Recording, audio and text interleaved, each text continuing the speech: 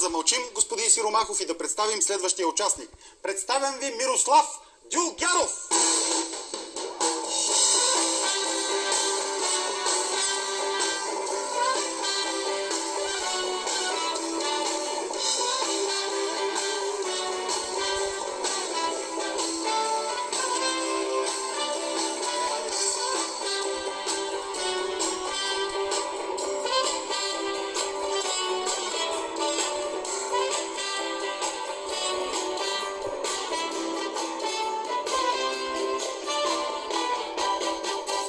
Приятели, извиняй за секунда.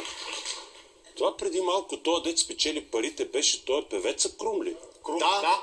Самия той. Самия той лично. През цялото време. Аз се чудя откъде ми е познат. Чак сега зацепих. Той е участвал при нас много пъти. Ама не го напознах с тия обувки и с това бесило. Той брадясал. Неузнаваеме. Това дето пее с Емануела, тая песен. Това е той. Крум. Самия Крум. Този. Да. Крум. Крум.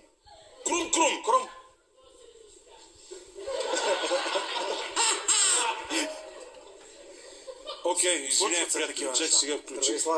Да. Как се казваш? Мирослав Дюлгяров се казва. Откъде си? От Лясковец. Лясковец, това е до Велико Търново. Да. Моят колега професор Илиев има общо с Лясковец. Да. Какво се занимаваш? Значи аз съм спасител. Спасител къде? Спасител в Равда работих, в Слънчев бряг, работил съм. Спасител като спасителки на плажа? Да. Само че спасител. В последните години, след като се прибрах от Австралия, станах менеджер на спасители в един хотел. Чакай малко, бил си в Австралия? Да. Защо? Австралия е хубава държава. Колко време беше там? 1 година. И как е? Нищо общо с България. И що не остана, като е хубаво? Визата ми беше 1 година. Значи проблема с визата. Може ли се ожени за някой австралийка? Ти си обавец. Не искам да правя такива неща. Ако някой ми хареса, да. Това не е просто да отидеш да си купиш вестника и така просто. Ти не може ли да се пласираш? Не, това ми е било целта. Значи има любов тук. Да, има навсякъде. Навсякъде има. Това е както ти си се оженил, така и аз не съм се оженил. Не дай се сравнявай с мен. Когато я видиш, къде не съм ходил в Австралия спасител. Не дай се смея. Аз не бях спасител там. Какъв? Там работих по една от тези младежки програми. Добре, сега си дошъл да кажеш нещо или да направиш нещо. Да, искам просто да ти разкажа евентуално 2 истории. Добре, евентуално. Реални истински истории. Реални? Да, реални с мене. С тебе? Да, за спасители. Много такива истории съм чувал. Давай, старт. Може да започваш, Мирославе? Добре. Значи, историята се развива в Китен на Южния плаж. Това ми беше първото лято като спасител. И така чаках с нетърпение, кога ще стане първият инцидент. Чакаш с нетърпение първият инцидент? Да, все пак съм спасител. Да, значи на Китен Южния плаж е дълъг около 1,5 км. Тогава бяхме 22 спасители на 10 поста. И когато има инцидент, системата е така: на втори пост стои чантата на лекара, която трябва да се носи съответно там, където има проблем. Това го правим спасителите, като щафета я подаваме. И един ден по станциите казват: инцидент на 10 пост. Аз се намирам на 4. И всички започват да бягат. По един човек от пост. От първи пост тръгва, от втори пост, взема чантата и бяга, предава на 3 пост. Трети предава на 4, аз вземам чантата и започвам да бягам към 10 пост. На 5 пост човека, който ма чака, аз му казах: аз не съм изморен. И продължавам да бягам с чантата. На 6 пост продължавам да бягам. И така бягам до 10 пост. Нося чантата и другите бягат след мен. На 10 пост инцидента го оправихме, всичко стана както трябва. Спокойни, усмихнати, тръгваме по постовете обратно. И както вървим в пакет 10 човека, и насреща една дебела задъхана леличка и вика: момчета, хванахте ли го? И ние питаме: кого да сме хванали? Тя: то с който открадна чантата. Аз...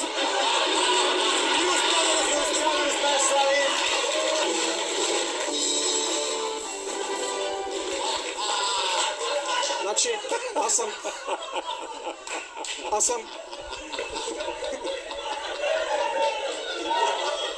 Значи аз съм минал покрай тая жена и тя се е мъчила да ме хване.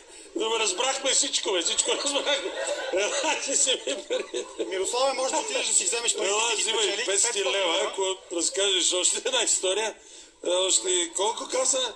Имаш възможност да още спечелиш 1500. 1500 или да загубиш ти. И аз ще продължа да участвам. Може да ги загубиш.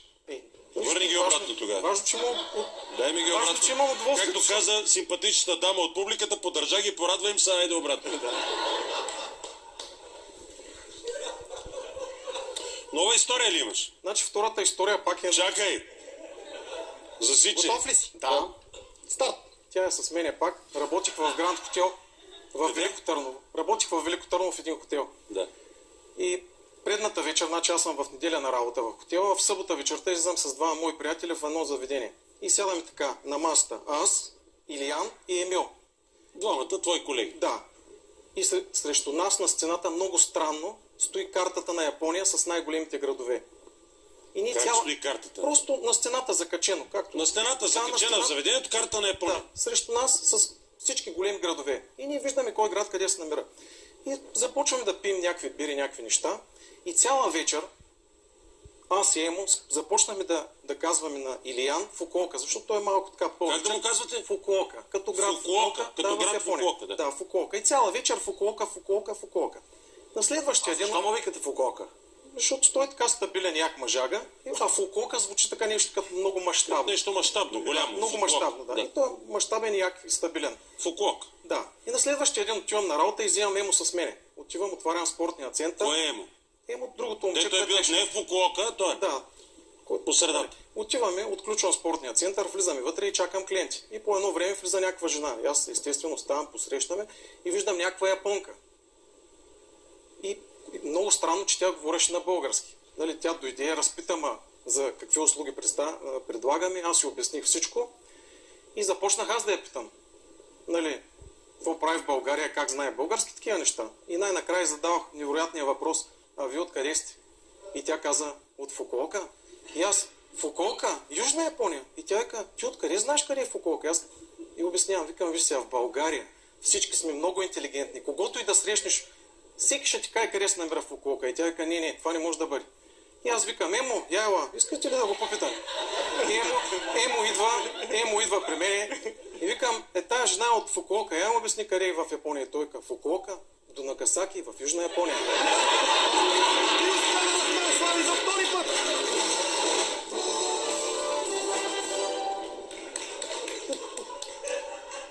Имаме Така още че- един участник в финала. Още един човек, който ще се бори за пикап и агне.